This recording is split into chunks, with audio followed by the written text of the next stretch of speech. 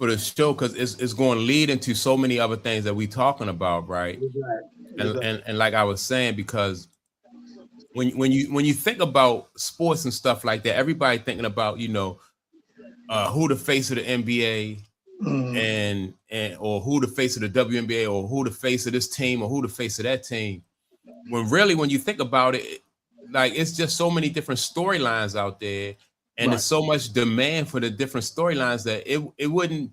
I don't know if it would really make sense for the NBA, the NFL, or any of these sports teams to have one person as the face of the league, like they did with Michael Jordan. You know what I mean? Or like it was when it was Magic Johnson and Larry Bird, right? Because there's so many different storylines.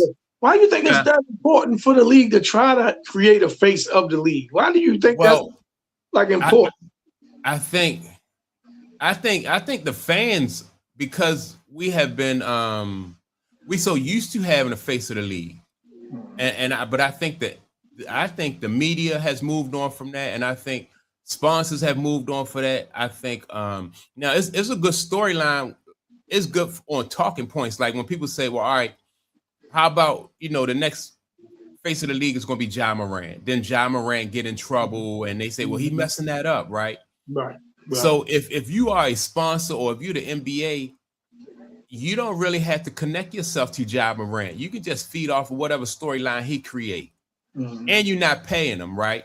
So if you don't pay Ja Morant and you make him a part of the storyline and you feed him to like, it's like the media and all these different platforms, they need that content. So you feed him to that. Yeah. Whereas though you don't have to pay him to be a part of that, but you generate millions and millions of dollars off of whatever Ja Morant get into. Yeah, whatever the storyline, right? Whatever the storyline around what's the name, Zion.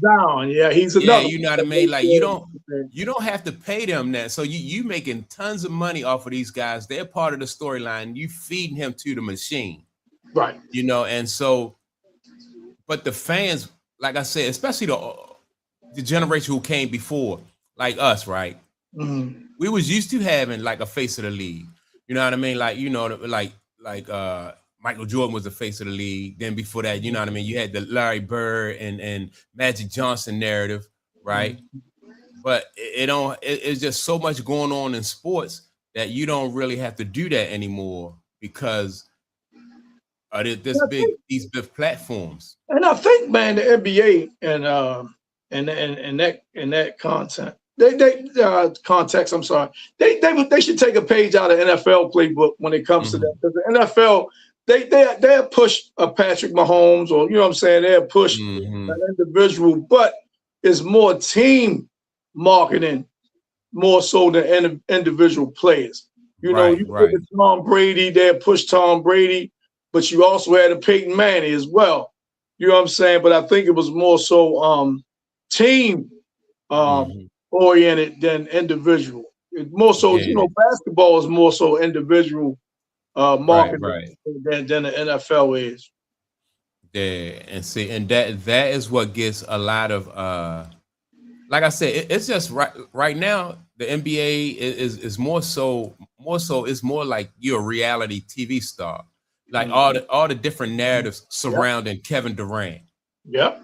You know what I mean? And then Kevin Durant, he not really making any money, any more money than he is like as far as like being on a basketball team. Right. You know what I mean? But as far as like being a part of the narrative or being in that news cycle, everybody else, those different platforms, they get the money off of that, man. It's just crazy. But do you think it hurts the NBA in a sense when they try to push a guy to the forefront like that? Like they try to push a Zion, they try to push a Ja. They even said Andy Evans rejected it. He said, "Man, I don't want to be a face." You know what I'm saying? So do you think the NBA, it hurts the NBA when they try to push a guy, on the public, and it doesn't work out? Do you think it hurts them? No, and I'm gonna tell you why I don't think it hurt him, because basketball fans are going to go to the NBA. They're going to watch basketball because they like basketball, right?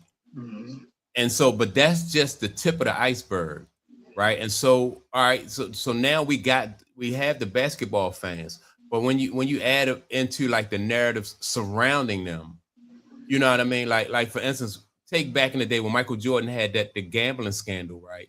You know, when people, well, rumors about him gambling, Right. or rumors about like why, what was the real reason behind like his father's passing, right?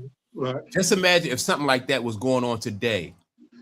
And so you got Michael Jordan, the #1 basketball player in the league, and now you have these other narratives surrounding Michael Jordan. Like, it would just be so much more Right. digging and so much more content out there about Michael Jordan, where the NBA, they don't have to, if you have something, if you have like different issues surrounding you, the NBA, they don't really have to protect you, because you know what I mean? Like, they don't lose nothing as far as like having you a part of that cycle, because they make money off of that. That draws. So it's a money maker for the these different platforms and the league. Yeah. So even with that GOAT conversation where you talk about LeBron James, Michael Jordan, that narrative, they don't care about that narrative. They just care about how much attention that narrative brings to the NBA, how much it brings to Nike, and you know what I mean? Everybody benefit. Right. You know, so we spoke on that last week. Well, you know what I mean? Nike really winning. You know what I'm saying? With that Jordan, you know what I mean? LeBron GOAT debate. Yeah, Nike the one that's really winning. And I think the NBA, they don't I don't think they want a foreign player to be considered the face of the league, right? Now people might, you know what I'm saying, disagree. They might, you know what I mean, get all up in arms about it. But everybody, you know, I didn't mention Shea. I didn't mention him. I didn't mention Luka. I didn't mention Joker. Those guys, I didn't mention Giannis. Those guys are never really considered the face of the league. You know what I'm saying? And they've won. You know what I'm saying? Wemby, he's another one that's up and coming. He was right there in the finals this year. Yeah. You know what I'm saying? But I think the NBA, they want an American-born player to be the face of the league. I really do. I believe that's what they want. I just don't think that, because it's just so many storylines, I don't think they really need anybody to be the face of the league. You know what I mean? Because, like I said, if anybody, like Caitlin Clark has a fan base, right? And to those people, Caitlin Clark is the face of the WNBA. But see, the WNBA still make money, and they generate money off of that, because now there's a conflict, because her fan base is, you know, is challenging, like, why is she not the face of the league? Right. You know, and so that is a part of the news cycle right there, right? And so you got people who say that she shouldn't, and you got that back and forth. Whereas though, say if you made her the face of the WNBA, that's just one narrative. You limit yourself to one narrative, whereas though it's so many different other issues and narratives surrounding her, whereas though you can draw so much attention and generate so much more revenue. That's right. Rather than, you know, that's just the tip of the iceberg, in my opinion. Yeah, but like you say with that, you said earlier, you're going to get the casuals to chime in. You're going to get the casuals to tune in, and you know, and like you say, that's revenue generating. Whether they, the regular fan, you and I, we're going to tune in and watch whoever they say, you know what I'm saying, or they try to put in front of us as the face of the league. Right, yeah. Casual start, you know what I mean? You had a casual start. Oh, I like this particular player, so I'm going to watch, you know what I mean? And I'm going to go to the games and things like that. Yeah, man. I just think that no matter, either way, I think that, you know, that the league and those, all these different platforms, they win, whereas though the players, and just think about it, like how even movies has changed, right? It's like the way they present movies now is they don't really need, they could generate a lot of that stuff by AI. So what happens is you cut people out of work, right? Yeah. You know, like crowd scenes and stuff like that. You know, like back in the day, they'd be like, oh, you can go down onto a movie set and they'll pay you to be a part of like a crowd scene and stuff like that. Yeah. That's all AI generated. Right. And then so they don't have to pay that. They save money by that. And so even with these big actors and stuff like that, they don't really have to pay them the way they paid them in the past, because they can generate. Yeah. You know, they could generate, like, now you just can't use people's faces, but go ahead. Yeah. Or they're the only ones they got to pay. They ain't got to pay nobody else. Right.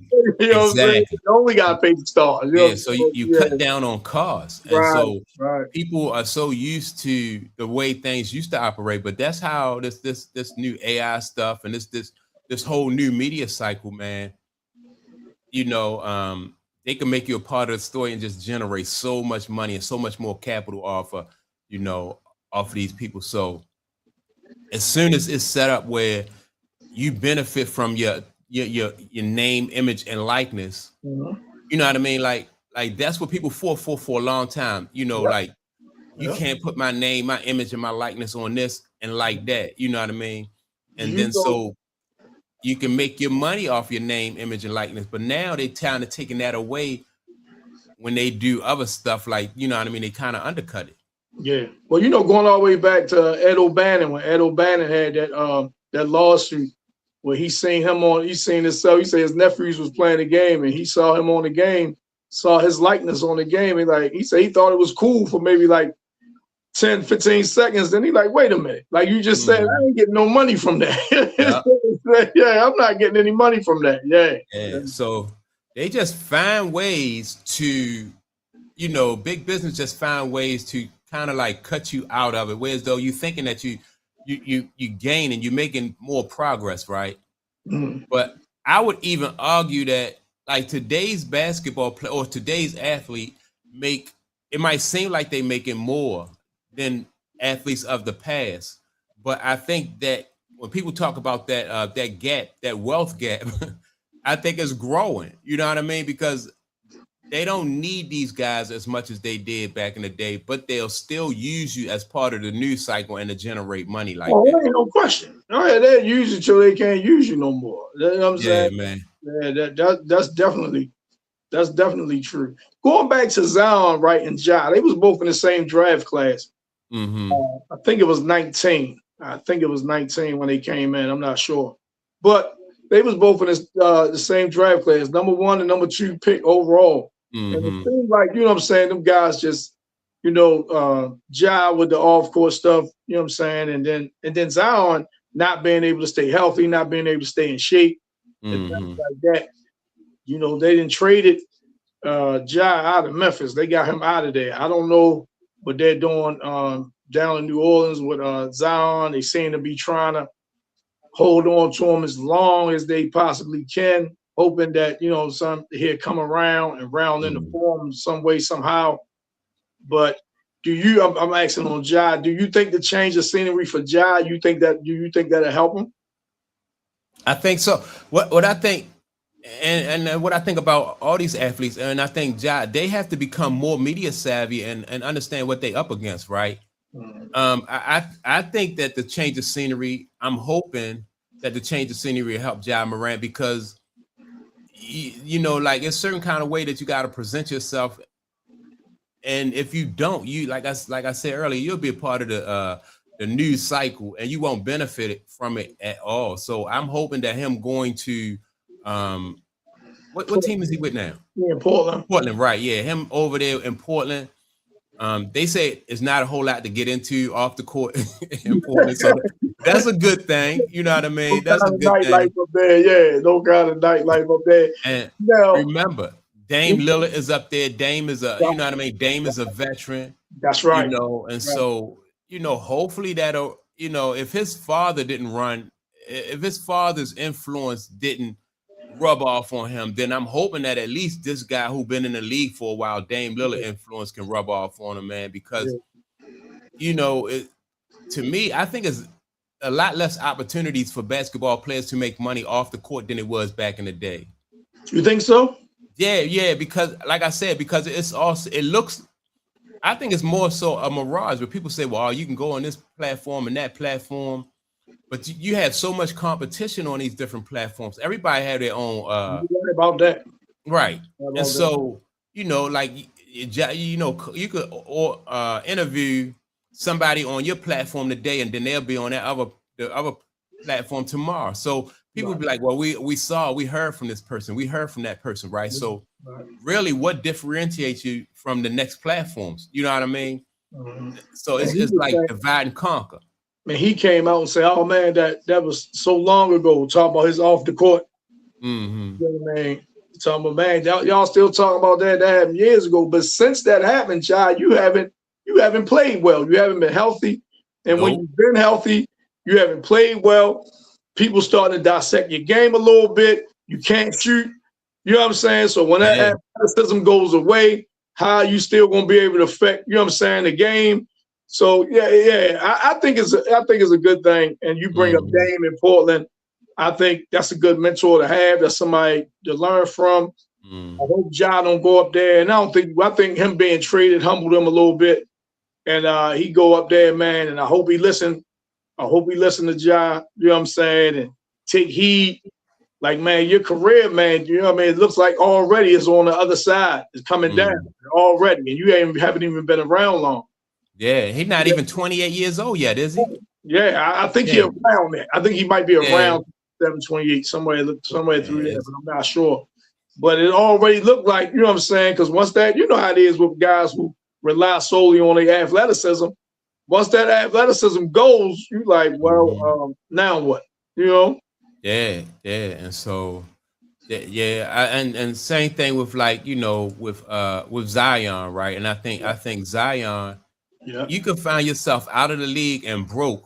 You know what I mean? By the time you're 30 years old and you had all that money and all that opportunity sitting right there in your face and in your hand, then you're looking back, you know, like the same rules that apply to us when we was coming up, as far as like the stuff like work ethic, you know what I mean, and not putting your business in the streets and stuff like that. That stuff more so apply to those guys today than it did, yesterday, because you don't want to be a part of that news cycle where you get chewed up and spit out, and people think of you as a has-been by the time you're 30 years old.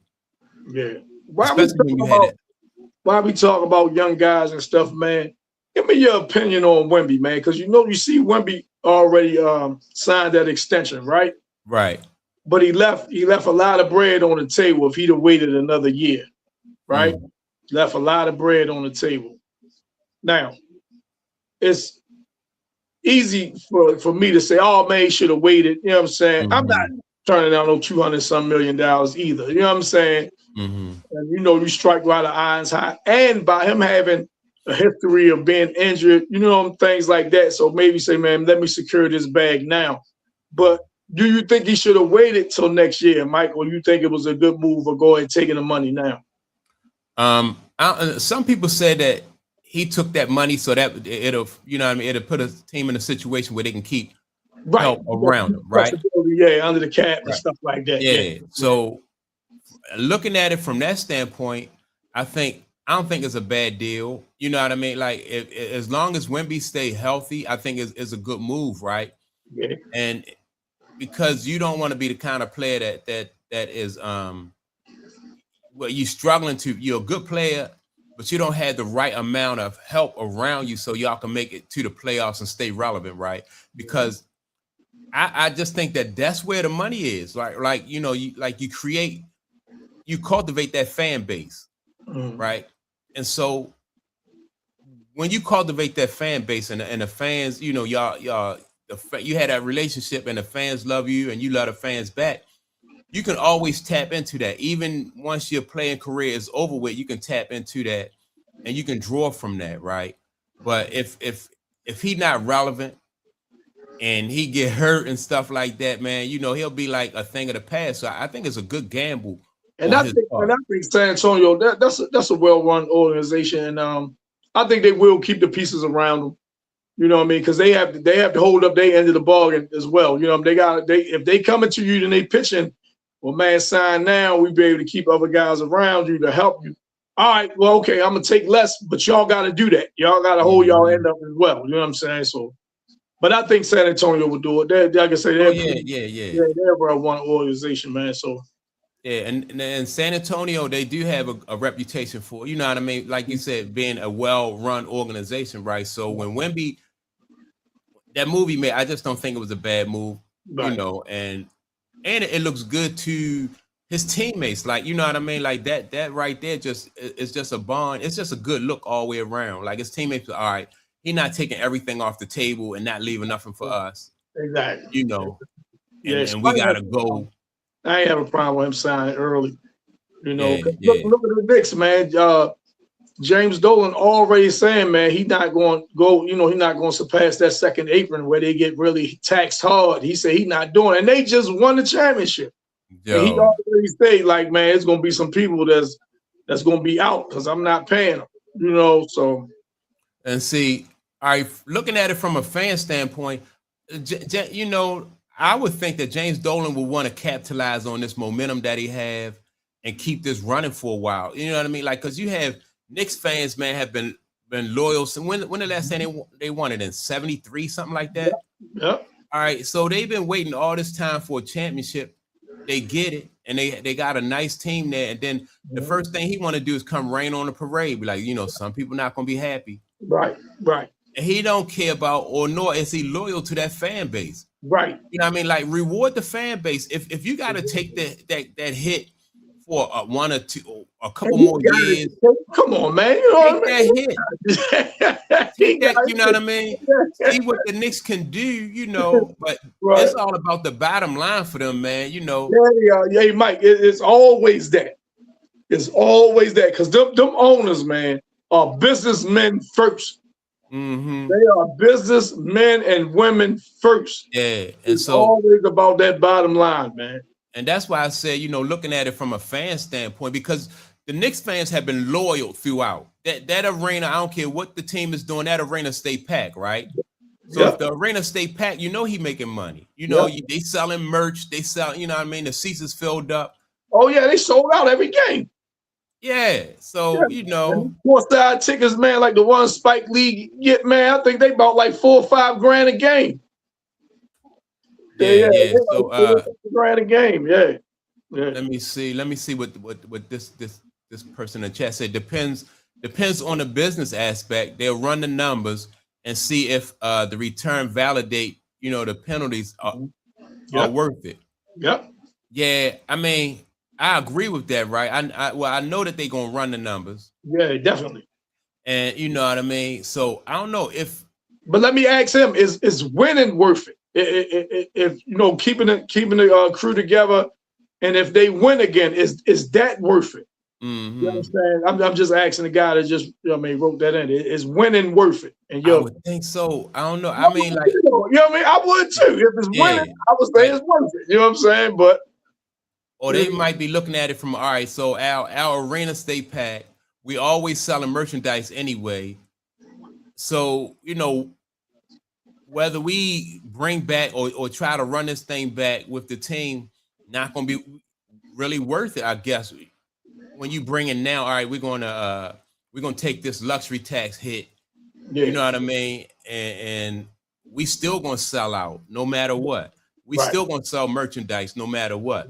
And that's at least, in my opinion, reward the fans for supporting y'all for all those years from the 70s. Yeah, no matter what. Yeah. Reward them no matter what for supporting y'all. Yeah. I mean, when we withdraw, yeah. So a New York chip likely creates massive revenue opportunities, and I would think so. Yeah, me too. I would think so, and I would think that I don't know, man. I just, if that guy Dolan messed this up, then you know, I don't that you know, they should really get him out the league, man. Because that just really, to me, it really don't make no sense, man. Do you like they did Steinbrenner and shit? Make him give up the reins and shit, man. But, yeah, man. Because I'm like, wow. Yeah, that's weird. Like you say, Mike. Man, they just had the parade, and you come. They just had the parade, and you say, well, hey, look, man. And you know what I mean? I ain't nothing with that fucking apron, so. And he be like, y'all know this not gonna last, right? You know what I mean? As soon as they win the parade, you know, he gonna come out and say, "Yo, like we ain't running it back." I hope y'all know that we ain't running it back. Yeah. So, but it just go to show that, like, some organizations really don't even care about winning. Mike, it's true. Yeah. That's what they say in baseball. You know what I mean? They say it's baseball more than any other sport. A lot of them baseball owners, man, don't even care about winning, man. Don't even care. Yeah. Yeah, and that's how I know, like when I was said earlier, that's how I know it's more to revenue than just putting butts in the seats. You know, and especially now in this social media era where they have, you know what I mean, like it's so many different ways to generate income.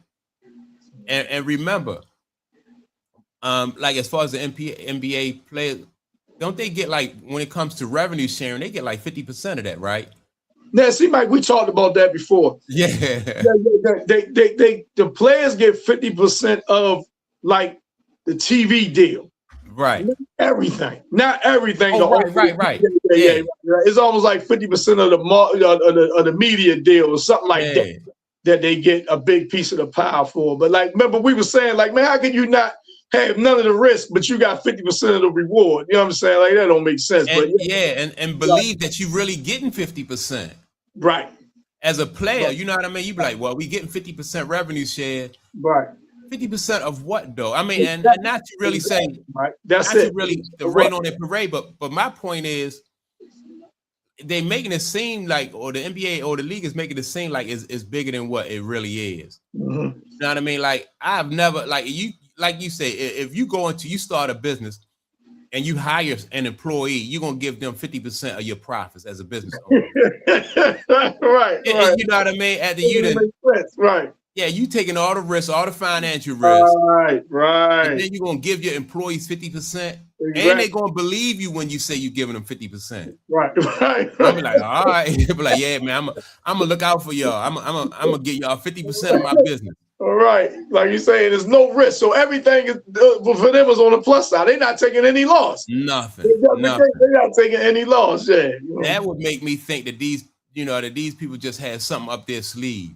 Right. Which they do. You know what I mean? Which they do. Yeah, they got something up their sleeve, man. Yeah, but I think like the players and the fans, man, we just so far behind when it comes to figuring out like how much these leagues are really making off of these guys. Yeah, man. Like remember that owner told Glenn Robinson years ago, hey, look, give me the deal, you take the team. You know what I'm saying? He's like, man, give me the deal, you take the team. You saying no, all right, give me the deal. Yeah, you can have the team. Yeah. What did Big Doug want? He wanted something like 120 million, something like that. Something like that. Yeah. He wanted 120 million dollars, and so I think that was the Milwaukee Bucks owner. Yeah, it was, Mike. Yeah, and he said, well, all right, how about I'll take the 120 million and you take the NBA, you take the team. Right, you got the team. Yeah, that was funny. Yeah, that was funny. That was funny, but imagine if it was really like that. And when we think about like the salaries that these NBA players command, if it was really like that, then that would be a legitimate exactly a legitimate proposal for NBA for an owner to be like, well, wait a minute.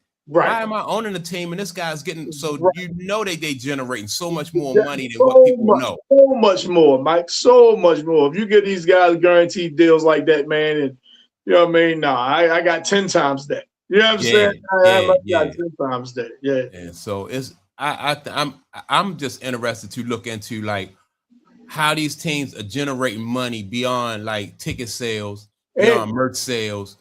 You know, when it comes to these new media platforms and stuff like that, I think a lot of these teams and sponsors just generate so much more money than what players even know. And I want to share with the viewers, right? Maybe some don't know. Before the season starts, every player on the roster, every trainer, all their salary has to be put in the escrow account. You know what I'm saying? The business expense, the hotels they're going to stay in, all that's got to be put in an escrow account before the season starts. So if you got a payroll of $190 million for the year, all that has to be put up before the season starts. And then whatever comes back, like you was talking about the next ticket sales, parking, concessions, merchandise, they got a deal where they split all the merchandise and all that stuff. All that stuff comes back. You know what I mean? All that, but before the season starts, all that money got to be put up. It's man. And that's what, you know, and so when we talk about a player like Ja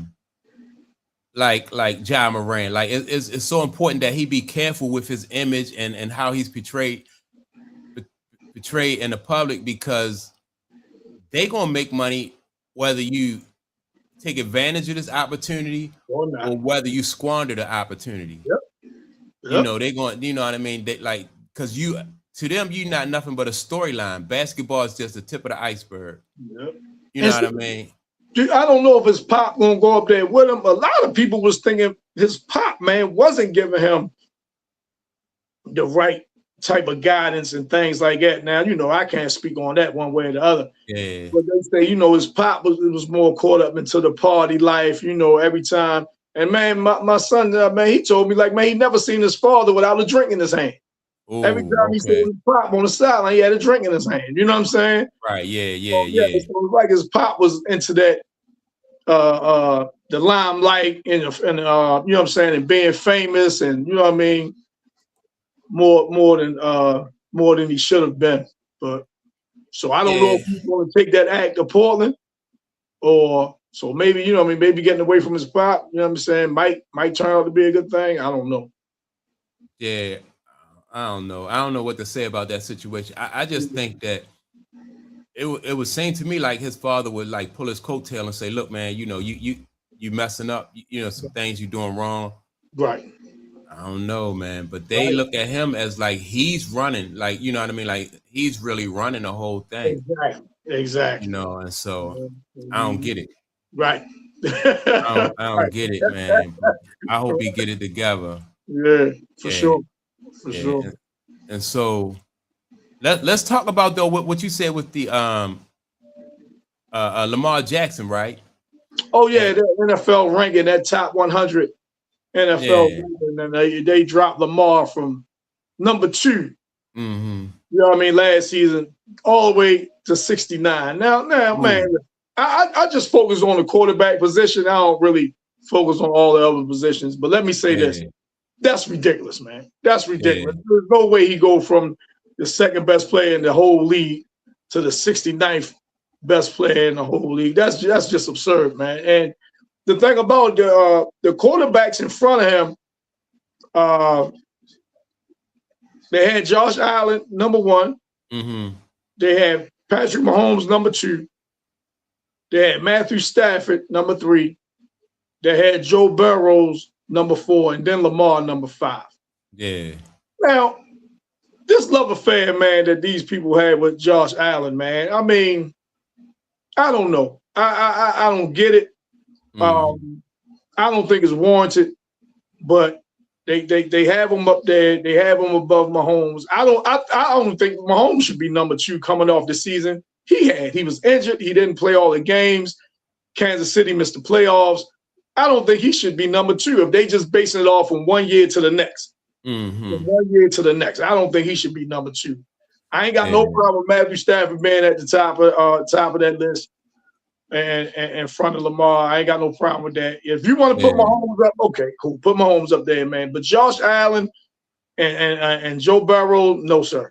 I'm not agreeing with that. I'm not agreeing with that at all, man. I don't believe in Joe Burrow. What has he done? They don't even make the playoffs in Cincinnati, man. They don't even make the playoffs, Mike. I was listening to, what's the guy named JB? You know the guy, Coach JB. Now he brought up some points, right? Coach JB said that because he thinks that teams have figured Lamar out as far as like make him a pocket passer. Then you limit him. Then on top of that, they don't really fear him as his running ability anymore. Like him being able to break away and get away just because the wear and tear on his body. Mm-hmm. So teams really don't fear Lamar like they used to fear him. As far as being able to break tackles or get away from, guys that are pursuing him, right? But I mean, when I heard like how far down the list that he had fell, he fell, I was kind of surprised too. And go ahead, Mike. I'm sorry. Go ahead. No, I was just going to say, but I do think that Lamar, like this will be the season for Lamar really to use this as motivation and show people, like, you know what I mean? And that's what I want to see from Lamar. Like Coach JB can't write your story. Right. You know what I mean? Like only you can write your story. Right. And so if Lamar, if Lamar put in that work and he wanted, it's up to Lamar how this thing play out, basically. Yeah. And I heard that too, like, defensive, schemes, and well, that's his weakness. Keep him in the pocket, and we didn't figure them out. But it's one thing to say, we didn't figure it out. It's another thing to stop. You know what I'm saying? Well, like, we know what you're gonna do. All right, well, stop. Yep. You know what I'm saying? And that's the thing. That's the whole thing. Like, you know what I mean? Like, how many years Tom Brady play in the NFL? Right. You know what I mean? So every year you got a plan for how to stop. You know what I mean? But it don't matter what your plan is. If you know what I mean, if he got his mindset on he going, you know, defeat you and beat your plan. And another one, man, that they kill him up in Philly, Jalen Hurts. Now he wasn't even top 10 of quarterback on the list, right? He wasn't even top 10. Now he done went to 2 Super Bowls, was the best quarterback in both of them against Patrick Mahomes, won a Super Bowl MVP, and they got guys like Justin Herbert in front of him. And I'm like, man, are you kidding me, man? I say, with some quarterbacks, they give them grace, with others they don't. And I mentioned this before too. ESPN had a show. I didn't watch it, thankfully, but I didn't watch it because I don't watch a lot of their programming now. But they had who's most likely to lose their job, Jalen Hurts or Lamar Jackson? Are you kidding me, man? That's crazy. That's the topic. Two brothers. One a 2-time MVP, one time been to the Super Bowl twice, lost one, won one, got a Super Bowl MVP. But the topic is which one is more likely to lose their job? Man, that should be ridiculous, man. I'm serious, man. That should be ridiculous, man. It is, man. It is. But Justin Herbert, he ain't in trouble losing his job. The dude down in Jacksonville, who I like, Trevor Lawrence, he ain't in trouble. You know what I mean? He ain't at risk of losing his job. You know what I mean? Yeah. And I like Trevor Lawrence too, man. I like Trevor Lawrence, and I thought that Trevor Lawrence would, you know, would have came along a little bit further than what he had, right? Me too. But man, I don't know. Yeah, I don't know. But I don't know. I think that plays into what this person right here in the chat say. I want to see Lamar lead this team, leadership, consistency within the system that gets divisional wins and quality wins over good teams. No excuses, right? And so if Lamar is able to pull off these kind of things, then I think that's a good look for him. You know, I don't know if like they put that kind of stuff out about Lamar for like clicks and views or to get people, you know what I mean? Probably so, but stuff like that. Just to get people engaged. You know what I mean? Just get people engaged.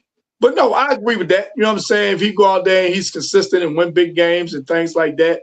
Yeah. You know what I'm saying? But there's other quarterbacks that's listed ahead of him that haven't done that. You know what I'm saying? That haven't done that, you know? When you bring up Trevor Lawrence, though, and I just, man, anytime I see any flashes of greatness from Trevor Lawrence, man, I was just encouraged, right? Right.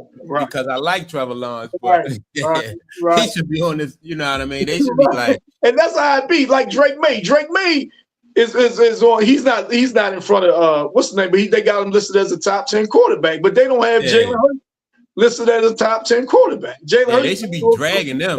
Right. Jalen Hurts been to 2 Super Bowls. That shit just weird, man. That shit just weird. Yeah.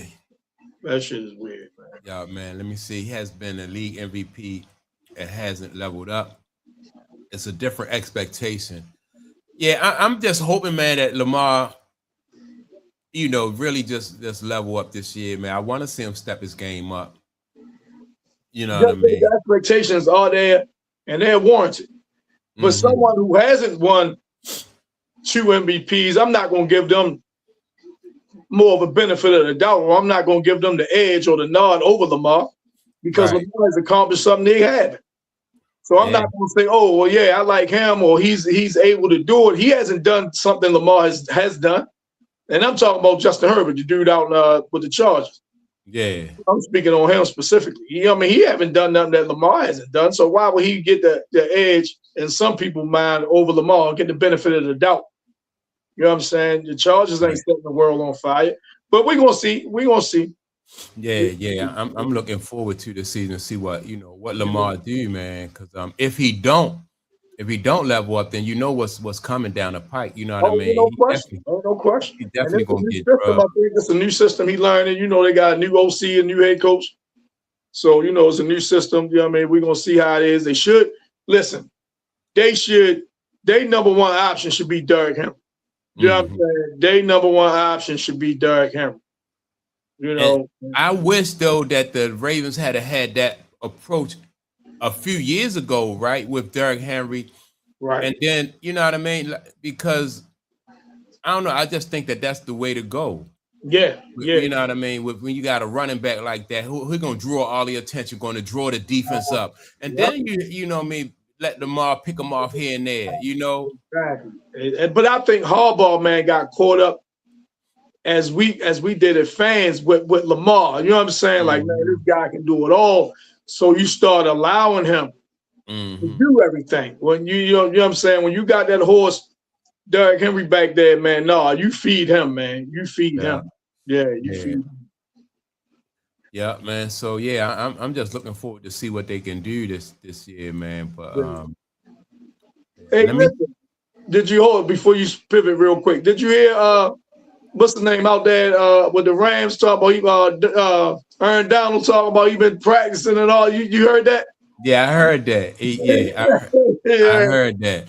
Everybody say, man, you only gotta play home games. You ain't got to travel. You can just play home games. yeah. And Myles Garrett. Right, and Myles Garrett. So you know what I mean? I don't know if he's gonna actually come back, but I think he still got some gas in the tank though. I do too. And for certain situations, you know what I mean? Let him do what he do. Right. It don't hurt the team, it help the team. You know what I mean? Right. Bring him in there on certain situations when they, you know, just pin his ears back and just going after the quarterback. Yeah. Man. My thing always like, man, do the grind? You know what I mean? The grind of it. Do he really want to sign on for that? You know what I'm saying? Yeah. Well, he must do. You know what I mean? If he putting his you know, throwing his hat in the ring, man, he must want to.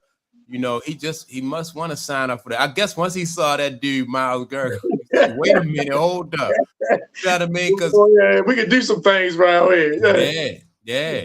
So yeah, man, that is I know one thing I wanted to talk to you about too, Tom, is what's the guy name? Brunson. Brunson's, you know, and they talking about Brunson said something about bringing well, he commented on possibly going after LeBron James, right? NBA loved Brunson's response to the LeBron James comment. Did you hear about that? I did. He said that, you know, I thought it was KD, but okay, go ahead.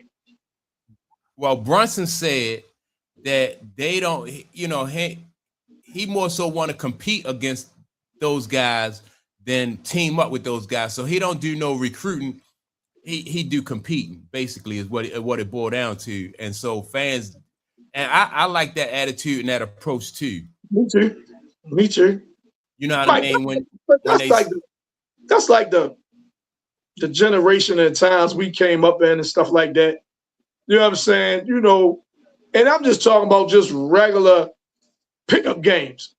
You know what I'm saying? I want to play against you. You know what I'm saying? You know, man, I want to play against you. You got skills, I got skills. Come on, let's bump. You know, but not necessarily want a stacked team where you can just run through people. You know what I mean? So, but I like Brunson saying that though. I like Brunson saying that. So, then you got to remember too, real quick, Mike. You got to remember too, man. LeBron coming over there, right? You don't know how to fit a beat. See, a lot of people, you know, you got to adjust. Even LeBron now in this 23rd season coming up, you still got to adjust to how he plays because he's, you know what I mean, he really ball dominant. I know he got a little bit away from it with Luka and them, but when they got hurt, he went back to it. I don't know, you know, how he would fit in and things like that. I don't know how he would fit in. I know Brunson got the ball a lot. Brunson has the ball a whole lot. You know, Now, when he be trying to defer to LeBron, and you know what I'm saying? Is he overthinking doing things because he want LeBron to get his touches? You know, it's just a lot to it. That's all. Right. That chemistry, they had to develop that chemistry, right? And so, Smart Media Network says, let me see. He says he lets GMs do their job, and his job is to compete and do his job, right? And so. And this way I used to say about a lot of those guys back in the day, they used to handle things like this. Let the GMs do their job, you know, and as a player, I'm gonna do my job. I gotta, you know what I mean? I gotta find out or find a way to make this work with whatever players we have on the team. You know, but I think when players start being able to choose their teammates and stuff like that, then that's how, you know, things kind of go sideways. Player empowerment, Mike, is player empowerment. Is that something you don't necessarily agree with? You're not on board with player empowerment? Yeah. Well, how do you feel about that? I don't think player empowerment should overshadow like what's best for the team, because you have 12 guys on the team. So if you talking about everybody not gonna be able to get things done their way if you got 12 people on the team. Right. Or even if you had 2 superstars, they only count you 10 of them out of you got 2 superstars on the team, right? 2 max players. Each one of those guys not gonna be able to get the people that they want on the team. Yeah. You know what I mean? And they and those 2 dudes might have different expectation for what they need on the team to make them successful. I think we just saw that in real time with Boston. Great save, right? I think we just saw that. Yeah. So what if Jason Tatum was like, well, all right, I need to play alongside this type of guy to make me successful. Then Jaylen Brown, then Jaylen Brown was like, well, I need this type of guy. So now you have a, you know what I mean? Now you have opposite sides, right? Mm-hmm. Whereas though it's up to the general managers and the coaches to be like, this is what's going to make the team successful. Right. So what Jaylen might, you know what I mean? Like what Jaylen think as far as what the team, what direction they should go in. It's about what the team think and the people who know what's best for the team, not the players. Like he just said, the GM, like, you know what I mean? The GM, player personnel director, whatever, you know what I'm saying? Allow him to do his job. Yeah. You know what I'm saying? Yeah. But I do agree with Smart Media when he say LeBron on this team, you know, I don't think like LeBron at his 20, I thought he was going into his 24th year, but 23rd year, man. Now, you know, like, I don't know that what he bring to the table could really help them, you know. I think the NBA champions, man. I would run it back, same squad. Yeah. You know what I'm saying? I wouldn't try to mess with nothing, man. You just won it. Yeah. Just won it, man. I'm not messing with, you know what I mean? Until somebody proved that they can beat that squad, I wouldn't mess with it. Yeah, right. That's just like if you having success running the ball and they'll be like, well, let's throw it now. Right. You know what I mean? They can't stop you running it, but no, I'm gonna throw it. Yeah, right. You know what I'm saying? Don't make no sense, man. Yeah, so they going around fixing stuff that ain't broke. Right. Right. Yeah, like, man, why you take that off? It was running. Right. Yeah, man. So yeah, they running around. So let me see. Player empowerment has lowered championship rate. That's a good question, right? He say has player empowered lowered championship rate? Probably. Yeah, man, because you have people who not qualified. In my opinion, people not qualified for those type of, you know, jobs. And Mike, they brought that AAU mentality. You know, where you stack squad. I want to play with my homeboy. You know what I mean? Yep. Stuff like that. They brought that mentality to the league, and it doesn't work. It doesn't work. It doesn't work. Especially when you're talking about that level of talent, right? Mm-hmm. You need teamwork. You know, a team with one superstar is not going to beat a team that has chemistry and experience playing together. Yeah, at that level, you know what I mean. So you got guys that, like you say, that's not the superstar. It might not even be the top 2, but you got sacrifices he's willing to make. So I'm willing to, you know what I mean, check the other team's best perimeter player or the best, you know what I mean, low post player. I'm willing to do that, sacrifice that. And my numbers, you know what I mean, might not be the best, but that's what I'm willing to do because I know that's going to help us win. You know? Yeah. So it takes sacrifice as well. Yeah. This one right here. And see, that's what it's all about. You know, but by basketball being a sport where as though one player can just have so much of an impact on the team winning, right? And I think that's kind of like a kind of a curse in a way. Because then you give that one player just too much influence and too much control, and then he just messed up the whole chemistry. Exactly. Like you say, it could go either way. You know what I mean? If it can go the way you all wanted to go, or it could tank, you know? But you so know, what you think about? If you're the GM, you know it's your job on the line. It ain't gonna be that player because that player, he's still gonna be there. He's still gonna be there. Yeah, I didn't even see this article right here about the top 25. Let me see the still looking for a team. Top 25 free agents now available. I ain't even see that. I don't know the list, but I know Russ. I know what's my man name. Mike was in Toronto, scored all them points. Then he been bouncing around last couple. DeRozan. Yeah, DeMar DeRozan is on the list. Yep, he's still free. I know. Like I said, I know Russell Westbrook. Who else, Mike? Let me see. They got Jeff Green on here. He's still on the list. I didn't even know Jeff Green was still trying to play. Me either. I ain't know Jeff Green was still. I know Jeff Green was still trying to play. Then he got I don't know this guy Bismarck. What's his name? Bismack Mayo Bumble or something like that. Oh yeah. I don't know how to pronounce his name either. I know who you're talking about. Yeah. I know who you're talking about. Yeah, I don't know. Is one of them grandsons on there? The grandson and the grandnephew? Is he still like that? I think he was in Detroit or something. Let me see if I see. I don't even know his first name. But I think that's Harvey's son. No, I don't think it's Junior, but I don't think it's Harvey's son. I think it's Harvey's grandson. Okay, yeah, the Grant. Yeah. I know what you're talking about. Yeah. But Kevin Love's still out there. Kevin Love, yeah. Okay. Yeah, so Kevin Love is still out there. Let me see who else is out here. I heard him being mentioned with LeBron going. Damn, Mike, going somewhere. I can't remember though. They were saying that there would be like a package going somewhere. Jalen Duren is on this list. For real? Yeah, that's crazy. But Mike, I heard, man, my man. All right, before I talk about him, my man that was Kuminga too, Mike. Kuminga, he a free agent. Yeah, Kuminga. Yeah. But going back to the dude Duren, they say, man, he want way more than what teams are offering. And I heard the same thing about Kuminga as well, right? Yeah. And Robert Ory spoke on it. Robert Ory said, man, sometimes you take less in the beginning and then it'll pay off, you know what I'm saying, on the back end.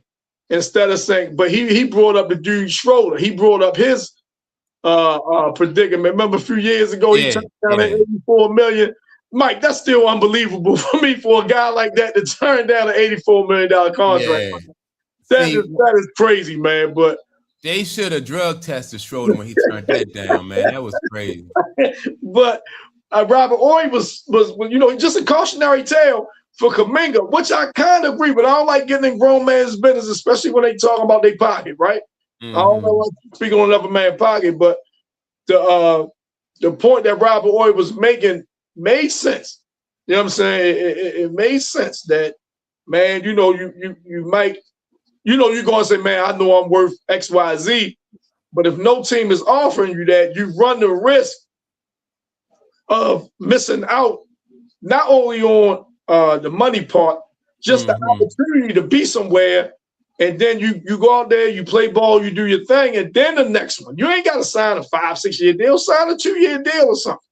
You know what I'm saying? One of them 2-year deals, you right back at the table. And if you play well, you know what I'm saying, no injury thing like that. Then when you come back at the table in 2 seasons, boom, then you can, hit the big payday. But I thought that was interesting.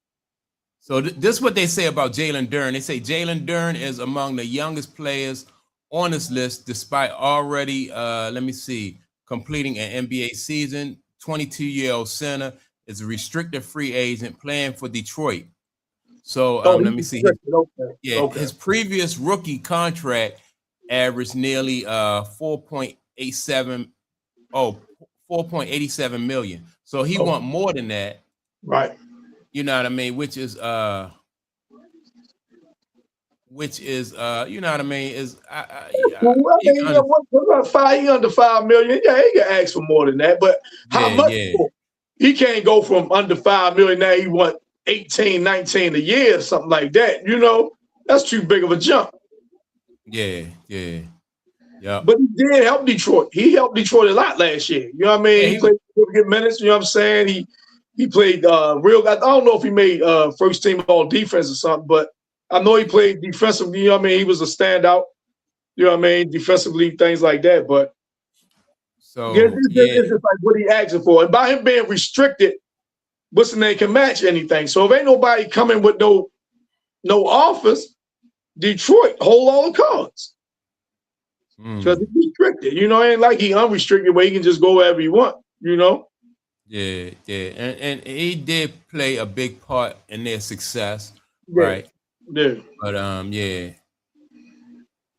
Yeah, man. So I hopefully Detroit can work that out, man. I wouldn't want to lose him if I was Detroit. That's for sure. Yeah, and I know that Kay Cunningham don't want to lose him. Right. You know what I mean? Let me see. I don't know. He's looking for much more than 80 million. So like what would the like for how many years though? Like if he won an $80 million deal, like how many years? 4 years, 5 years? Yeah, I don't know. You know what I'm saying?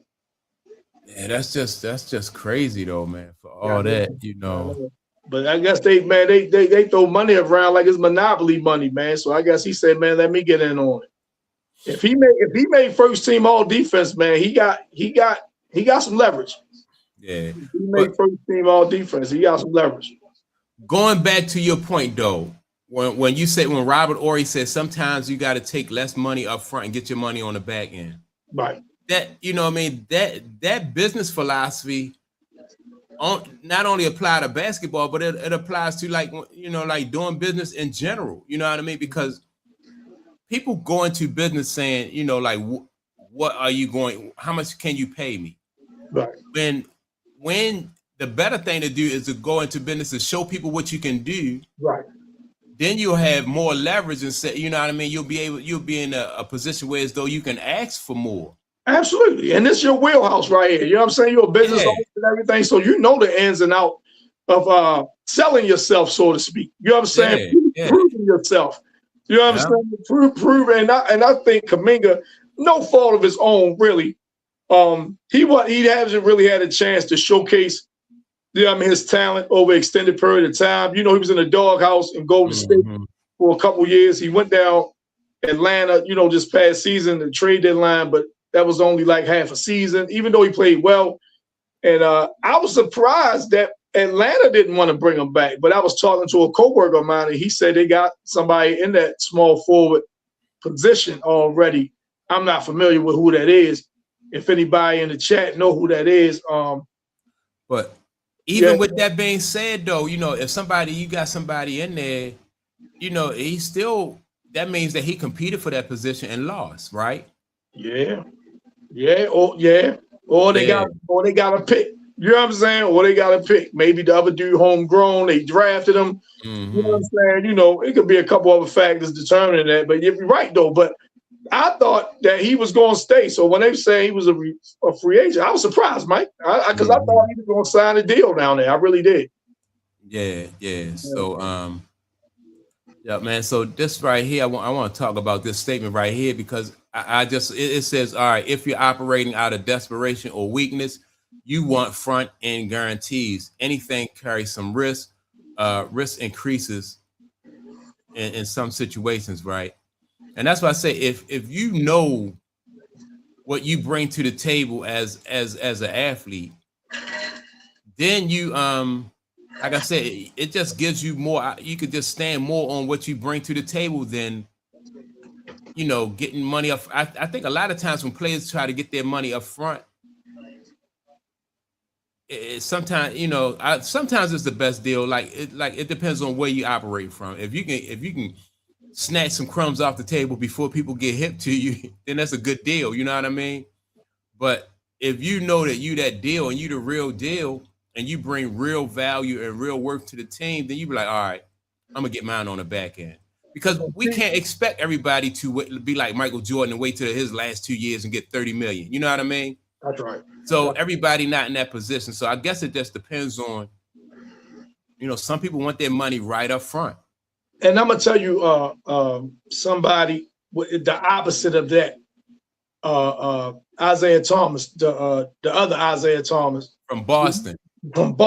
Right? Yeah. And remember, Mike,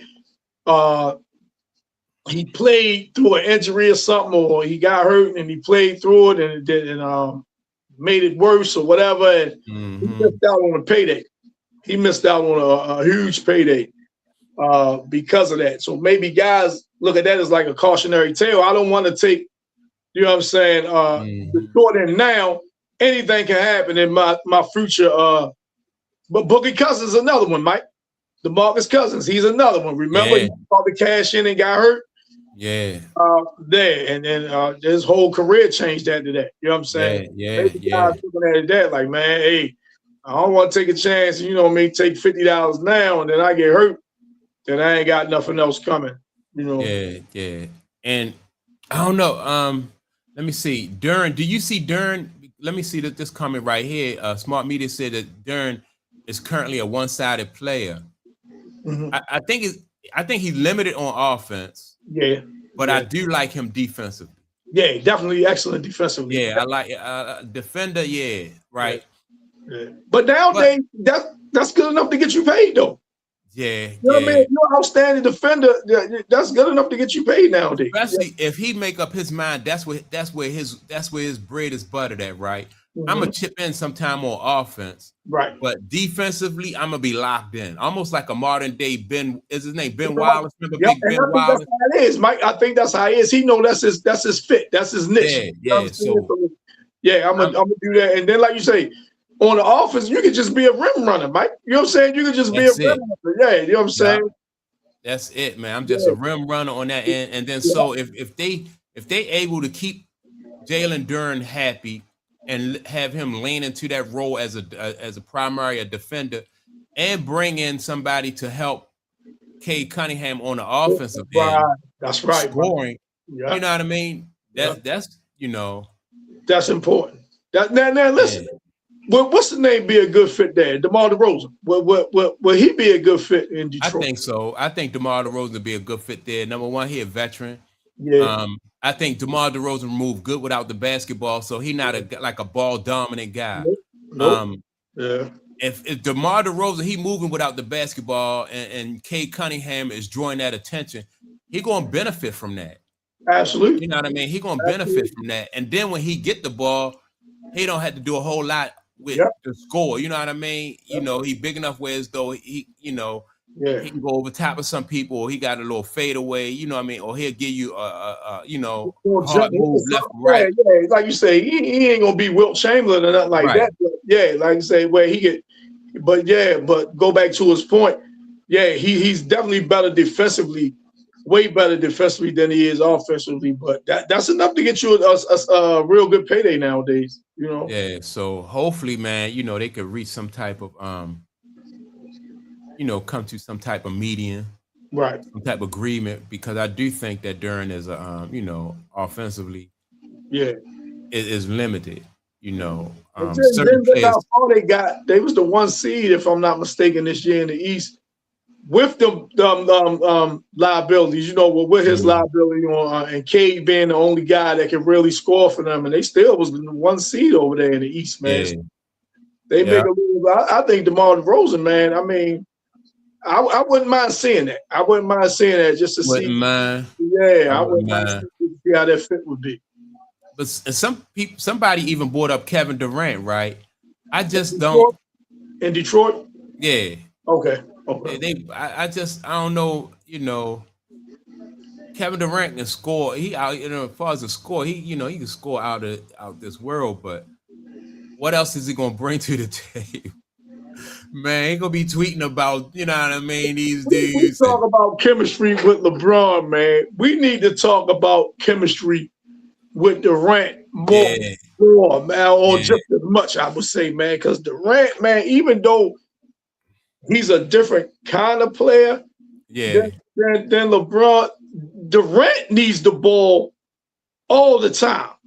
And not only that, Durant gets real, like, when he don't touch it and stuff like that, you know what I'm saying? And I remember they showed the highlight. I don't even remember when this happened, but this one he was with Golden State. Yeah. And he on top, and Steph got the ball like on the wing, and he clapping at Steph. Steph like just gave him the ball, like, man, take the motherfucker. You know what I'm saying? Take the ball. You know what I'm saying? So Durant, man, especially as he get longer and longer more into his career, man, it's really starting to show now. Yeah. I don't think I agree with my man Smart Media that says that Durant is a culture destroyer. The juice ain't worth the squeeze, right? I gotta agree with that, man. I got you now, man. I told you, man used to be saying, man been saying it for at least 2 years on the show, and I've been putting back against man. No, man, that ain't what it is. Hey, man, I'm off that hill now, man. I'm off that hill. Yeah, man. I just think I'm off that hill now, man. I'm telling you. And right. So, do you know everybody say, well, what's a good for LeBron? What's a good fit for KD? Yeah, I don't know. Right, me either. Oh, I wanted KD to go back to. I wanted KD to go to DC to play with the Wizards, right? Okay. Just because you know what I mean. Just because he from that, you know, PG County, from that area, you know what I mean. Just go there. Right. I ain't think about that. Yeah, but look, man, will that stunt the bastard though? See, you don't want him coming in there and holding up. You know what I'm saying? Yeah, he come over there and he fussing at the bands. No, you don't take that shot. You know what I mean? You supposed to give it to me and all that old type shit, you know? And it could stunt him. So you got to be careful bringing him in there when you got a young superstar like that, man. You got to be careful. With a veteran, you can bring him in because, you know, they can push back themselves. But you don't want them bringing in with a young vet. See, and I think that's what Memphis was like, nah, we got to get Ja out of here. When they got the Boozer kid in there, like, man, we don't need none of that here with him. You know what I mean? He's our future. That's who we riding with. So, you know. But, yeah, I don't know what is a good fit. I heard him tied to a couple of teams. I can't even remember what they were, though. KD I'm talking about. I can't even remember. Right. Yeah, I just think that so Smart Media says nothing will make KD happy and possible. He was winning chips next to 3 other Hall of Fame NBA players and wasn't happy. Make it make sense. Yeah, man. So I don't know when you think about it like that, like where could KD go? Right. You know, especially if you're trying to win. That's the thing. Like, he can go anyway, average 25. You know what I'm saying? Right, yeah. Yeah, he can go anyway, average 25. But like you said, if you're trying to win, you know? Yeah, man. I don't know what, but speaking of that kid, Sabanza in DC, man, what's your impressions on him? Man, a little bit outside. You know they shut him down for the rest of the summer league, right? They're like, nah, we don't need to see no more. Yeah. They like, no, you weren't who we thought you were. But I like him, Mike. I like him too. I like him, man. I like his length, man, because I think he's like 6'8", 6'9", and he's long. Yeah, long. Put the ball down. Yeah, man. I like him. I think, man, this draft class, they already mentioned it with the 96 class. They making comparisons and things like that, man. If all these guys, man, live up to what, you know, that word potential and killed a lot of careers, but if them guys live up to their potential and, you know, no injuries, things like that, man, I like the boy. What's the boy in Chicago out of Carolina, Mike? What's his name? I forgot his name, but I know you're talking about. I dig him too. Man, you got him. You got my man Peterson, you know what I'm saying, out in Utah, the Boozer kid, the guy A-Cuff that went to. Don't forget about A-Cuff. Yeah, A-Cuff that went to Sacramento. I mean, these guys can make some noise, man. They really could, man. Yeah, it's looking good. And you mentioned that DC team. So Caleb Wilson. Caleb Wilson. Yep, Caleb Wilson. Yep. And remember we said last week, Mike, if he wouldn't have got hurt, my man Hubert Davis probably would still have his job. You know what I'm saying? Hubert Davis still have his job. But that team in DC, man, because you know they just paid Trey. They gave Trey, you know what I mean, some bread. They got Anthony Davis already a coin flip. And you got the Man. Master down there, man. That they might can make some more in the East. And the East not, what I mean, the weak out of the two conferences, you know what I'm saying? So if they all right over there, man, they might can make a little noise. I like that kid Sabansa teaming up with Trae Young, right? Because Trae Young seemed like he gets it, right? Now, when we spoke about Ja Morant leaving Memphis and going to Portland, like how would that affect him, right? Right. I think Trae Young realized that, you might be on thin ice in this league, man. You gotta, sometimes you gotta change some things up. And I think Trae Young is ready for that leadership role with these young guys that he got over there in DC. Yeah. They dig playing with him. You know what I mean? Like a little bit of time that they had to play with him last year, the last season, they just dig playing with him. And I think him in that leadership role. And I always like Trae Young, man. I always did. I always liked him when he came into the league. I was a fan of his. And I think, man, you talked about it, Mike. What's my man name that was his coach? Nate something. Nate McMillan. Nate McMillan. Nate McMillan taught him how to be a point guard. Nate McMillan taught him how to be a point guard, man. And he was open for that teaching and for that tutelage. You know what I'm saying? He was open. He was receptive to it. A lot of people, oh man, I'm gonna play my way. I'm gonna play my game. But no, he was receptive to it. And I give Trae Young a lot of credit for that, man, that he accepted that coaching. Because Nate just seen it all, and he taught him how to be a point guard, and I think that made Trae a better player. And smart meter, right, man. Nate is a really, really good coach, man. I like Nate as a coach. Yeah, he really is. He really is a better coach. I don't know, he's a better coach than he was a player to me. But, that could be. Yeah, it could be. Yeah, and I think Nate, so. But man, I think DC. Only thing I don't like Stebanza going to DC is because they don't have a history of, they don't really have a history of bringing these kind of players along. I know. Yeah, I know. Yeah. They just filter through, like, you know what I'm saying? They just pass by. They just pass through, like, they don't really do a good job of building them up and, getting something solid year after year after year. It's almost like one hit, then they gone. One season, then they gone. Yeah. Almost they like a farm team for the rest, for the rest of the NBA. Right. So they locked up Trae, which Mike, I was surprised when I saw it. When they locked up Trae and gave him that deal, I was surprised because, like you say, there's something the Wizards don't do.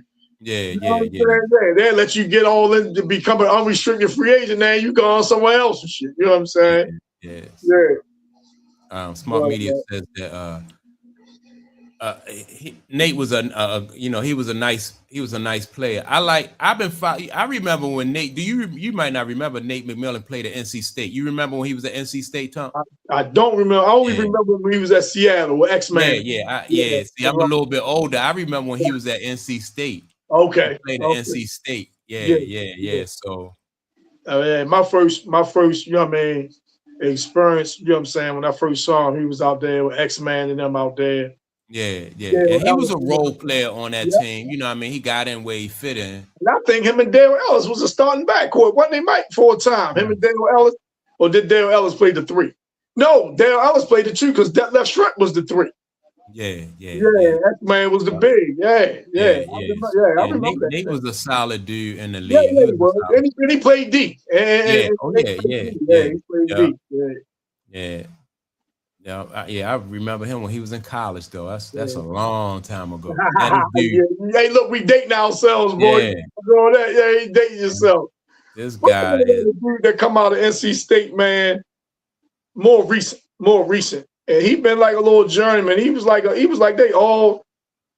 5'2" player down there, man. To use a baseball analogy, he was like they 5'2" player down in NC State. He came out of NC State recently. Yeah, he came out maybe like within the last 10 years or something like that. Yeah, I can't remember his name though, but he been around. He been around. But when I saw him at NC State, I'm like, man, he can play.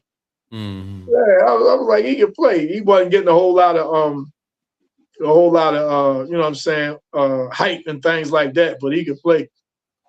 Ever since I haven't been really following the ACC ever since, man. They just started. They broke it up. Yeah. And things coming out, back in the day, though, man. Man, when they broke it up, man, it just seemed different. It just seemed different. Who is this? Isaac Cricket says that Savannah James was spotted in Miami today. What he going back down there with Pat? What he going back down there with Pat? Did Pat put some cookies on that plane? Yeah. Yeah. He going back down there with Pat. Now, Mike, that's hypothetics, right? Hypothetics. Now, if he go down there, if he go down there with Giannis, what you think, Mike? What you think? I like it. I like it. You know what? Because what Giannis bring to the table and what LeBron bring to the table, I don't really think they'll step on each other's toes. You know what I mean? I just think that LeBron James, you know, running that point, being a distributor, he gonna draw a certain amount of attention, and then Giannis gonna benefit from that. I'm about to say Giannis wouldn't have to work as hard. No, I wouldn't have Giannis like, you know, just move a little bit without the ball, go to where you cut the ball out on the court, and let LeBron. If you don't double team LeBron James, what he like 6'9", 250, 260. Yep. Yeah, even at his age, man, LeBron James is still going he's still going to draw attention, and you got to double team on, else it's going to be an easy shot for him. I hope Giannis healthy, man. You know what I mean? It's been a little while since Giannis been healthy, man. I hope Giannis healthy, man. Whether LeBron end up there or not, I just want Giannis healthy. You know, see the best version of him. You know, down there. I think LeBron at Miami. Then you got Giannis is a really good defender. Then you got Bam, who's a really good defender. Excellent defender. Yeah. You know what I mean? So you got two really good defenders behind LeBron James. Right.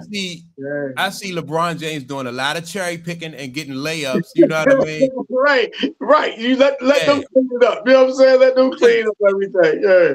If you LeBron James and you LeBron James on the Lakers and you get beat, you got Luka behind you, or DeAndre Ayton. Right. That's not a whole lot of resistance, right? Exactly. But it's different when you got Giannis behind you and Bam behind you. You know what I mean? So that'll make up for a lot of the a lot of those flaws. But even though LeBron James still had to play, I don't know. I wouldn't even require LeBron James to play a whole lot of defense at his age, though. You know what I mean? You shouldn't expect, you know what I mean, him go out there trying to lock nobody down. You know what I'm saying? Right, yeah. You hide them. That's what you do, Mike. That's it. Basically, I would hide LeBron James and make everybody else, you know what I mean? The defense is solid everywhere else. Right. Hide LeBron. And then, that's a dangerous team right there. LeBron with those guys. If I could help it, I wouldn't be logging a whole lot of minutes for LeBron either. No. I won't be logging. No, quality minutes. He gonna get them quality minutes. We're not gonna have him at the end of the second quarter. You know what I mean? In the middle of the third quarter, man. No, we getting some quality minutes when they're coming down to crunch time. You mentioned the Lakers, Mike. Was Marcus Smart on that list of free agents? Was Marcus Smart on? I don't know. I took it off, but I don't think so. Okay. Or he may have been. Let me go in here and look. Though. I'm just wondering. When you said the Lakers, that just made me think.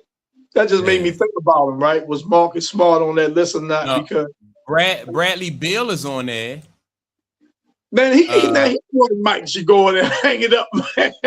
Man, he ain't been. I never looked at Brad as even with him and John Wall, when they was both at they so-called peak at one time, man. I really wasn't a fan of Bradley, man. I know he could score the ball and stuff like that, but he ain't played no D, man. And I really wasn't a fan of Bradley. You know what I'm saying? Yeah. Nicholas Batum. I ain't even know Batum was still in the league. Me either. Yeah. A lot of them dudes should be damn free agents. You know what I mean? Yeah, hell yeah.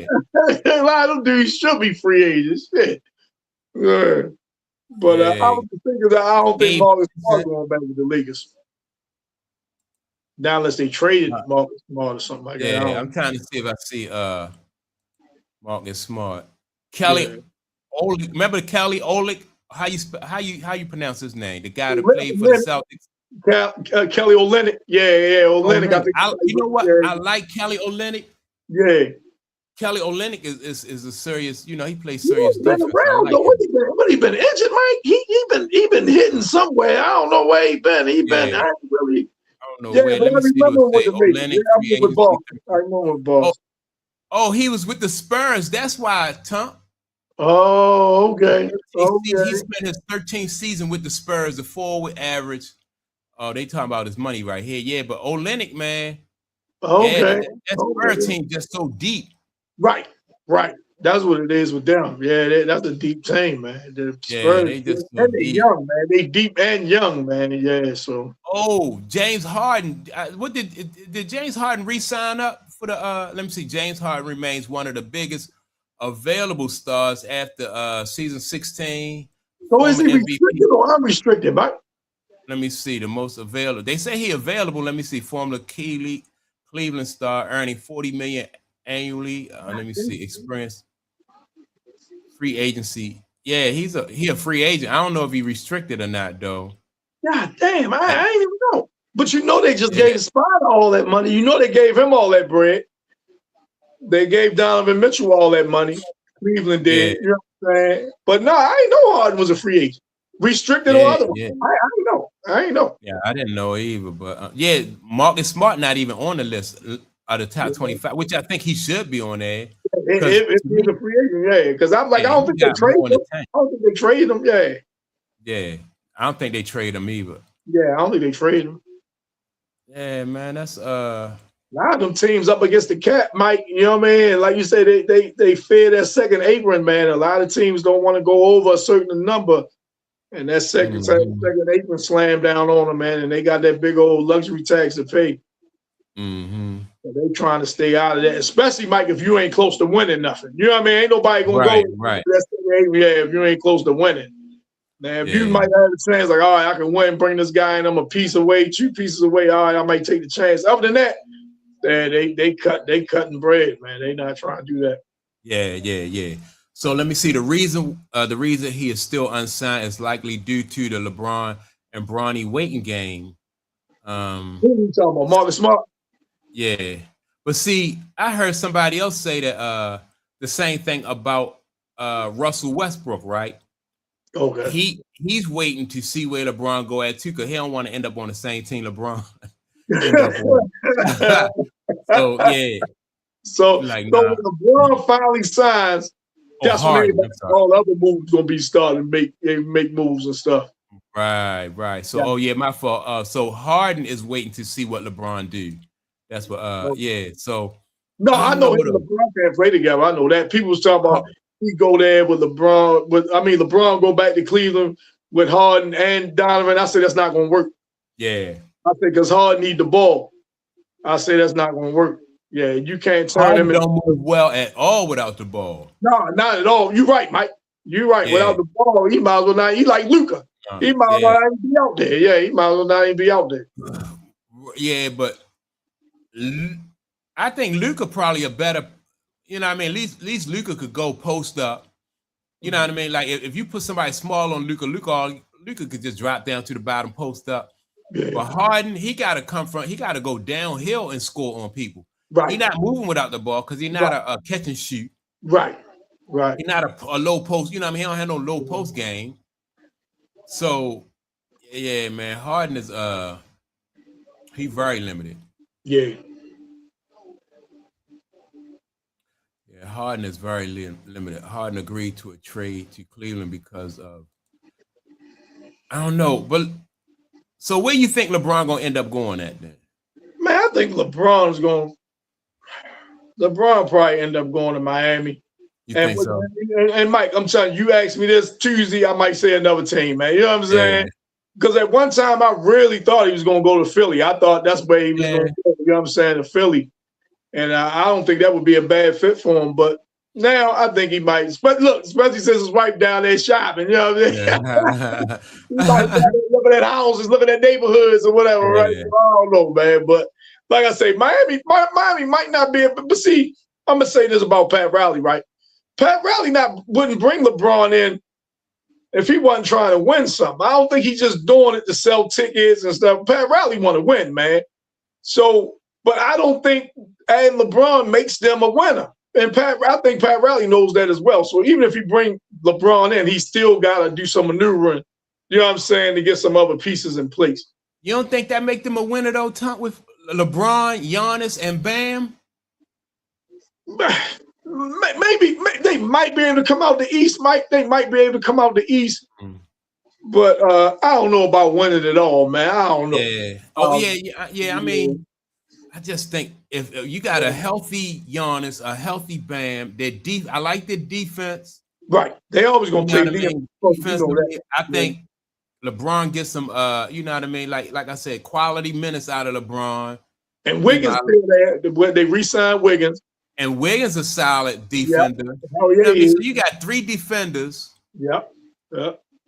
You know, Giannis won a ring. Yeah. Wiggins won a ring before. You know what I mean? So you got that pedigree there. Yeah. You got the good coaching, the good general manager. I don't know. Tom. Yeah, man, you might be right, Mike. You might be right. And you know what I'm saying? And like Uncle Clayton say, you don't bet against Pat Riley, but he still got to keep some wheeling and dealing though. Wheeling and dealing. You know what I'm saying? So, and like you said, the East being the weaker out of the 2 conferences, they might be able to make some noise and make a run, get to the finals. But now the only thing I would say, all right, LeBron James and Cleveland. Number one, if LeBron James go to Cleveland, then this is just all about his retirement tour. Because that's his home, you know what I mean? Like he Ohio born guy, you know what I mean? Cleveland, his home, you know, so Mike, do you think if LeBron, say James Harden not dead, LeBron go to Cleveland with that team, with Donovan, and I can't think of the other dude name, the big dude that wear the fro all the time. But do you think LeBron there has a better chance to win than he does in Miami? No, I think Miami is better chance. Yeah. I think smart media. You right. He from Akron, but you know, like Cleveland, you know what I mean? He is an Ohio guy, so that's why I said so, like, Cleveland. Yeah, and he did leave Cleveland 2 times. He left Cleveland twice, man. So but I'm gonna ask you and smart media. My theory is teams know that LeBron James don't have any leverage right now, right? So I think they're just trying to get him on the cheap. They're not really trying to give LeBron James a whole lot of money. Do the minimum. He always said he'd do the veterans minimum. Yeah. You know what I'm saying? Because right now, at this point in his career, it would be foolish to command top dollar. You know what I'm saying? It would be foolish to command top dollar. On LeBron's end, then it would be foolish on the team's end to offer top dollar to LeBron, and he's going into his 23rd season. You know what I'm saying? That you know what I mean, that would just be foolish on both ends. LeBron want to go somewhere where it's a good fit basketball wise, and the team want LeBron, like you just said, on the cheap where they get signed other players. You know what I'm saying? You don't pay, you know, LeBron gonna be your second or third option, things like that. You ain't paying, you know what I mean, the max for that. He gotta be the third option though. For scoring. You know what I mean? But I just think that LeBron James, man, on Miami with Giannis and Bam and Andrew Wiggins. Andrew Wiggins scoring. Giannis, you know what I mean, scoring. So LeBron can be your third option. As a matter of fact, I like LeBron James as a third option more on Miami than I did in LA. Really? Yeah. Because I mean, who do you think is a better player, Wiggins or Reeves? Wiggins, like scoring. Well, defensively too. You know what I mean? Wiggins. Yeah. Right. Yeah, Wiggins. Yeah, so if Wiggins is a better play, all around play, you're right. And factor in defense too. So if you factor in Wiggins versus Reeves, then you're gonna get an edge to Wiggins, right? I would. Now Luka and Giannis is probably a toss up. Yeah, that's why you know what I mean. So Luka and Giannis is a toss up. Yeah. So I just think I'll give a little bit of the edge. Let me see. The scoring hierarchy doesn't matter as much as role fulfillment, right? Yeah. So if LeBron James, that might go hand in hand though. Yeah. That role fulfillment and scoring hierarchy, it might go hand in hand. Yeah, because I really don't see LeBron James like trying to take over the offense when you got it really wasn't.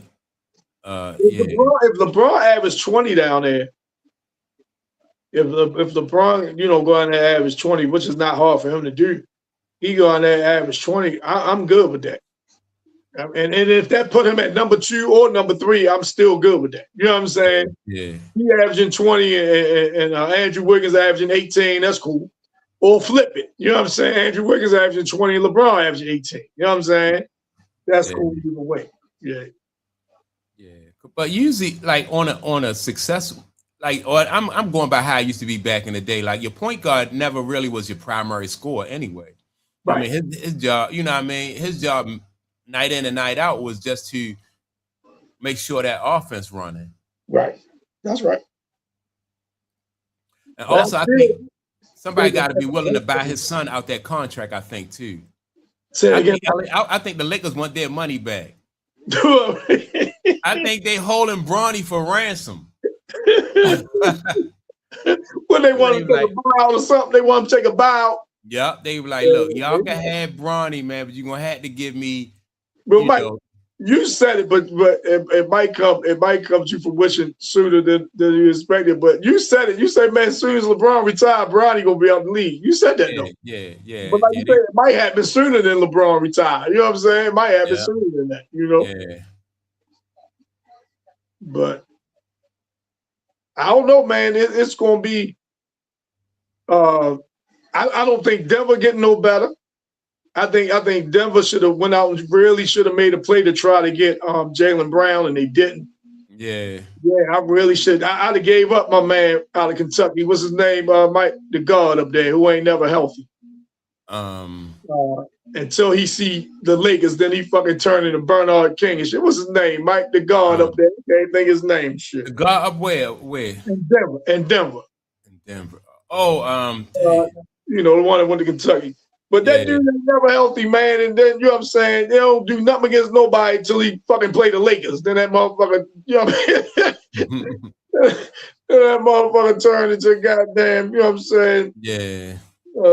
Earl Monroe or something. But Jamal Murray. Yeah, Jamal Murray. I'd have gave him up for Jaylen, man. I really would have to try to help Joker get some help, man. But oh man, can you imagine Joker and Brown on the same team? That's what I was saying, Mike. And I don't know why they weren't, or maybe Boston just wasn't interested in, you know what I mean? I don't know. Damn. But I didn't hear nothing about it. But I'd have tried to make that happen, man. I really would have. I tried to make it happen, man. Yep. That would have been crazy. You know what I mean? Backdoor cuts, man. Jaylen Brown would have got for dunks, man. With Joker running the offense, that high post, man. You know what I mean? He cutting backdoor, man. Yeah. Now that's a team where they could just take turns scoring on you. Yep. Because like, what you gonna do? You know what I mean? Like with the Joker and the low post, right? You know what I mean? Then when he get tired of that, he be like, "It's your turn, Jaylen." You know what I mean? Exactly. And then, like I said, he up at the top of the key, facilitating the offense. He and Jaylen cutting back door, he finding them. You know what I'm saying? Yeah, that would have been crazy right there. All right, let me see the Nuggets. Let me see what smart me to say. The Nuggets were 11-4 in Joker's absence because of Murray. Yeah, but I mean now though, can the thing with Murray though? Can Murray stay healthy though? That's the thing. When he's healthy, man, that's just a small sample size with that. You think he can do that over the course of an 82-game season? He can't carry no team, man. He can't carry no team, man. I'm saying. And then the other dude, the Duncan dude, he be hurt a lot too. What's his name? Shit. The one that jumped over the mascot, Gordon, Aaron Gordon. Yeah. He be hurt a lot. Yeah. And then they traded Michael Porter. Remember, Mike? They traded him. Yeah. They traded Michael Porter. So they really ain't got a lot of firepower, man, consistently enough. Michael Porter said they would have won if they'd have kept him. He said they'd have won. Yeah. I mean, that's what, like sometimes teams just mess up their chemistry. Yeah. And they go around and fixing up stuff that ain't broke. You know what I mean? So I thought Michael Porter was a good player for them. I don't even know why they traded him. I don't know, or it might have had something to do with that gambling scandal his brother got caught up in. Could be. Yeah. So he's like, man, that's my brother. That ain't me. I ain't shaving points. You know what I mean? His brother was like showing up shaving points. Yeah. Like bet the under. You know what I mean? That's easy. It's easy to underachieve. Right. Like, yeah, man. Your over under is 12 points. Man, bet the under. I ain't getting no damn 12. I ain't getting no damn 12 points. Bet the under. You know what I mean? Yeah. That's crazy, man. But it could be, Mike. Maybe they didn't want to be, you know what I mean? Maybe he thought they was betting on the team. Who knows, man? This betting stuff so crazy nowadays, man. Who knows? Hey, Mike, you see that coach for Indiana, the football team, he got mad that the Knicks got team of the year and not Indiana football. Damn, what's his name, Mike? What award did the Knicks win? You know how they like them. Might have been a sports award, might have been an ESPY award. Oh yeah, I was thinking about the ESPYs. And they got team of the year. They gave it to the Knicks. Yeah, and he was mad that Indiana didn't get it. Yeah, I think any other year would have they'd gave it to Indiana, but by being New York, you know what I mean? Yeah. That's like what Detroit would have won the championship, they'd have gave it to Indiana. You know what I'm saying? Right. If Detroit would have won, like I say, any other team but the Knicks, they'd have gave it to Indiana. Because the Knicks ain't won it since '73. Yep. Then that big media market, you know what I mean? So we always talk about how that New York hype is, man. We always talk about that. Yeah. So that's the thing with that, man. But yeah, man. I don't think I had nothing else on the docket as far as It's all good. It's all good, man. I gotta get out here and run around a little bit myself, man. We held it down for the team, though. Yeah, man, I appreciate it, Jay. Yeah, we held it down for the team. Smart media. I said, boys, gonna be me and Mike today, boy. We gonna be me and Mike today. Yeah, man. I appreciate you and Smart Media and everybody else. Man. Appreciate you, man. Thanks for the input, man. Yeah, no doubt. Yeah. But Mike, I'll give you a call later on today. All right, man. All right, Tom.